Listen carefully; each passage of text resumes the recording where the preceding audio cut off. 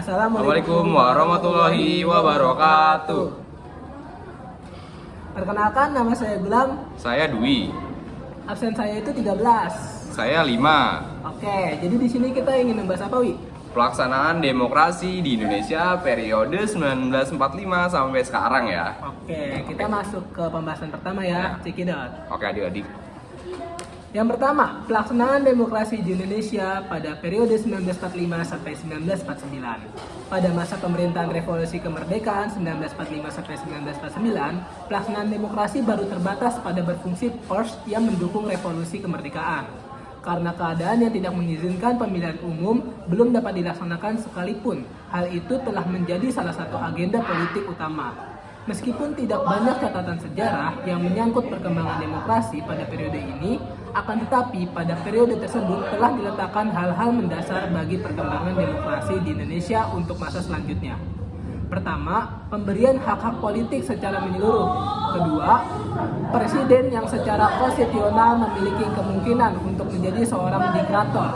Ketiga, dengan maklumat wakil presiden dimungkinkan terbentuknya sejumlah partai politik yang kemudian menjadi peletak dasar bagi sistem kepartaian di Indonesia untuk masa-masa selanjutnya dalam sejarah kehidupan politik kita. Nah, sekarang pelaksanaan demokrasi di Indonesia tahun 1945 sampai 1959. Demokrasi parlementer adalah merupakan masa yang semua elemen demokrasinya dapat kita temukan perwujudannya dalam kehidupan politik di Indonesia.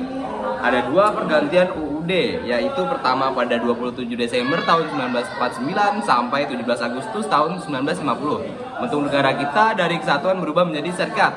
Sistem pemerintahannya dari presidensial menjadi kuasi parlementer, dan kedua pada 17 Agustus 1950 sampai 15 Juli 1959. Berubah kembali menjadi negara kesatuan. Nah, pertama perwujudannya kekuasaan parlemen ini diperlihatkan dengan adanya sejumlah mosi tidak percaya kepada pihak pemerintah yang mengakibatkan kabinet harus meletakkan jabatannya meskipun pemerintahannya baru berjalan beberapa bulan. Seperti Insinyur Juanda Kartawijaya yang diberhentikan dengan mosi tidak percaya dari parlemen. Yang kedua, sejumlah kasus jatuhnya kabinet pada periode ini merupakan contoh konkret dari tingginya akuntabilitas tersebut.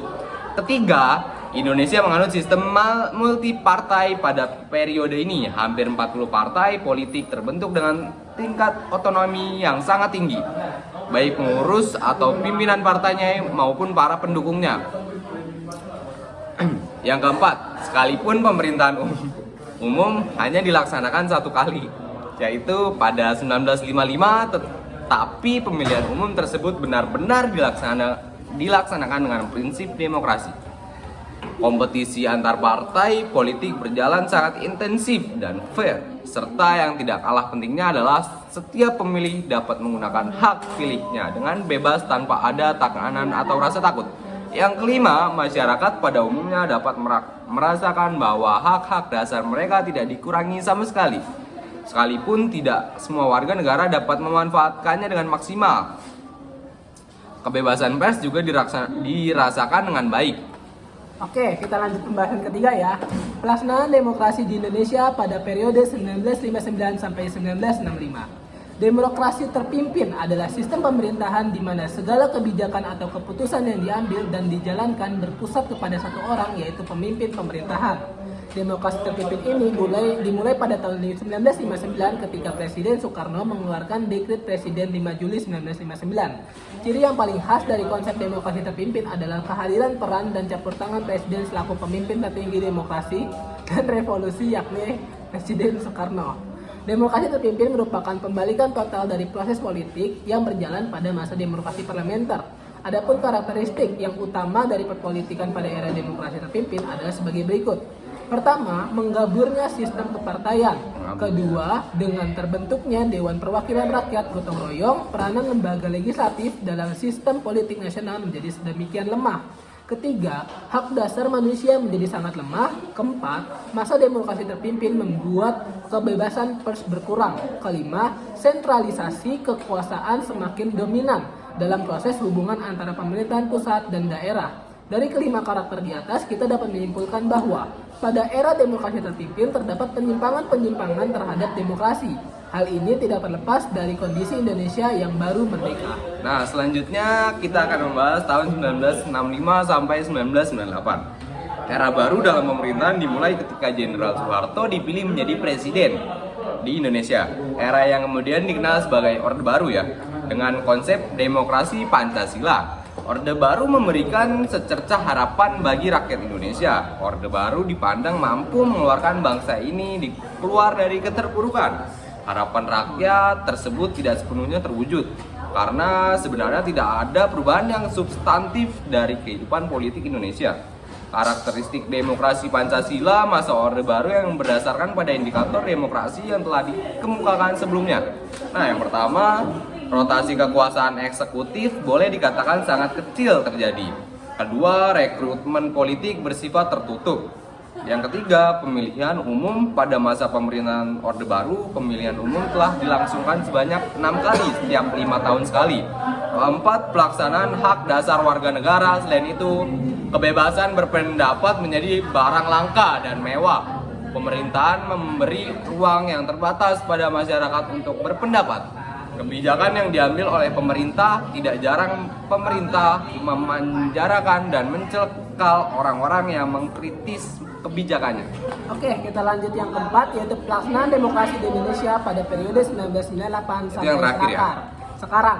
Pelaksanaan demokrasi pada periode 1998 sampai sekarang atau periode reformasi bermula dari terpilihnya kembali Soeharto sebagai presiden pada Maret 1998. Ada berbagai bentuk penyimpangan yang terjadi pada masa pemerintahan Orde Baru yang membawa Indonesia pada krisis multidimensi. Krisis multidimensi berawal dari adanya krisis moneter yang berdampak pada krisis politik dan menurunnya tingkat kepercayaan rakyat terhadap pemerintahan. Selain itu, muncul berbagai kerusakan yang terjadi hampir di setiap daerah di Indonesia. Nah, hal ini membuat pemerintahan Presiden Soeharto menjadi semakin menerima banyak tekanan politik, baik dari dalam maupun luar negeri. Berbagai tuntutan muncul baik dari dalam negeri maupun luar negeri agar Presiden Soeharto mundur dari jabatannya sebagai presiden. Perubahan pelaksanaan demokrasi terjadi saat pergantian kekuasaan dari masa Orde Baru ke masa reformasi. Krisis ekonomi di Indonesia membuat rakyat Indonesia yang diwakilkan oleh para mahasiswa menuntut Presiden Soeharto untuk mundur dari jabatannya sebagai presiden. Akhirnya di Istana Presiden pada 21 Mei 1998, Presiden Soeharto menyatakan berhenti sebagai Presiden Indonesia. Dalam masa pemerintahannya, Presiden Habibie yang muncul dua indikator di pelaksanaan demokrasi di Indonesia, yaitu yang pertama, memberikan ruang bagi kebebasan pers sebagai ruang publik untuk berpartisipasi dalam berbagai bangsa dan negara. Yang kedua, diberlakukannya sistem multipartai dalam pemilu 1999. Reformasi demokrasi yang diterapkan yaitu demokrasi Pancasila di Indonesia. Dalam hal ini, warga negara memiliki tugas untuk mengawasi demokrasi yang bertujuan agar sistem demokrasi bisa diterapkan dalam berbagai aspek kehidupan. Berikut ini beberapa karakteristik demokrasi pada periode 1998 sampai sekarang, yaitu yang pertama, pelaksanaan pemilu yang demokratis. Pelaksanaan pemilu yang terjadi pada 1998 dilaksanakan dengan lebih demokratis daripada pemilu sebelumnya. Adanya sistem pemilu atau pemilihan umum yang terus berkembang bisa membuka jalan bagi rakyat untuk berpartisipasi dengan menggunakan hak politiknya dalam pemilu. Yang kedua, terjadi rotasi kekuasaan pada periode ini. Terjadi rotasi kekuasaan yang dilakukan mulai dari tingkat desa sampai tingkat pemerintahan pusat. Tujuan diberlakukannya rotasi kekuasaan agar pimpinan kekuasaan tidak memimpin seumur hidup dalam membuka kesempatan bagi rakyat agar bisa berpartisipasi dalam politik. Yang ketiga, terjadi rekrutmen politik terbuka. Adanya rekrutmen politik secara terbuka bertujuan untuk membuka kesempatan bagi warga negara Indonesia untuk mendukung jabatan politik negara. Warga negara yang bisa ikut proses ini harus mampu dan memenuhi syarat sebagai wakil rakyat. Keempat, terjaminnya hak-hak dasar warga negara pada demokrasi periode 1998 sampai saat ini. Hak-hak dasar warga negara bisa lebih terjadi, misalnya dengan adanya kebebasan dalam berpendapat, kebebasan pers, memilih pada pemilu, dan lain-lain sebagainya.